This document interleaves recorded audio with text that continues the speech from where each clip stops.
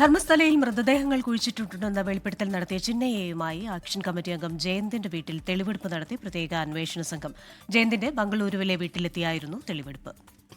വെളിപ്പെടുത്തൽ നടത്തും മുമ്പ് ചിന്നയ്യ ഇവിടെ എത്തിയതായി മൊഴി നൽകിയതിന്റെ അടിസ്ഥാനത്തിലായിരുന്നു പരിശോധന. വിവരങ്ങളുമായി ചെന്നൈയിൽ നിന്ന് മുഹമ്മദ് റഹീസാണ് ചേരുന്നത്. Rahees, good morning. ഇക്കാര്യത്തിൽ കൂടുതൽ വിവരങ്ങൾ പുറത്തു വരുന്നുണ്ട്. ഇതിൽ ഏതെങ്കിലും തരത്തിലുള്ള ആസൂത്രണമുണ്ടോ? തന്റെ വീട്ടിൽ ഇയാൾ എത്തിയിരുന്നു, ഇങ്ങനെയുള്ള കാര്യങ്ങളൊക്കെ പുറത്തേക്ക് വന്നിട്ടുണ്ടല്ലോ ഇപ്പോൾ.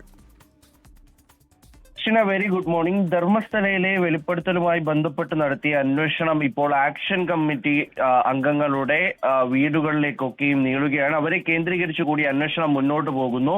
നേരത്തെ ഈ ആക്ഷൻ കമ്മിറ്റിയുടെ ഏറ്റവും പ്രധാനപ്പെട്ട നേതാവായിട്ടുള്ള മഹേഷ് ടി തിമരടിയുടെ വീട്ടിൽ ഒരു പരിശോധന അന്വേഷണ സംഘം നടത്തിയിരുന്നു. അത് ഈ ചിന്നയ്യ, വെളിപ്പെടുത്തൽ നടത്തിയ ചിന്നയ്യ എന്നയാൾ ഈ വീട്ടിൽ താമസിച്ചിരുന്നു എന്നതിന്റെ അടിസ്ഥാനത്തിലാണ് ഉജിരയിലെ ഇയാളുടെ വീട്ടിൽ പരിശോധന നടത്തിയത്.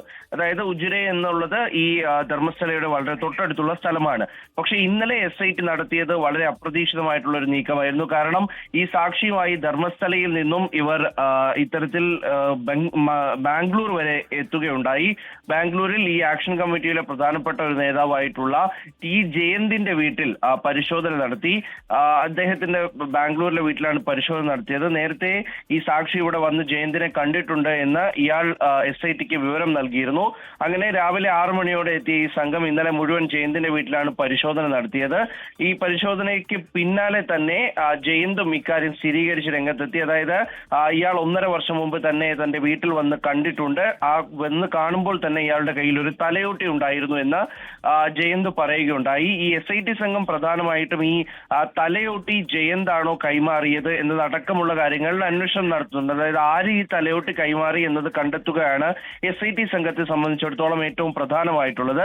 അതുകൊണ്ട് തന്നെ താൻ ഈ തലയോട്ടിയുമായി തനിക്ക് യാതൊരു ബന്ധവുമില്ല. 1.5 വർഷം മുൻപ് ഇയാൾ തന്നെ കാണാനെത്തി. ഇയാളുമായി താൻ ഡൽഹിയിൽ പോയി ചില അഭിഭാഷകരൊക്കെയും കണ്ടിട്ടുണ്ട് എന്നതടക്കം പറയുന്നുണ്ട്. ഇയാൾക്കൊരു സംരക്ഷണം ഒരുക്കുക എന്നതാണ് തന്റെ ലക്ഷ്യം.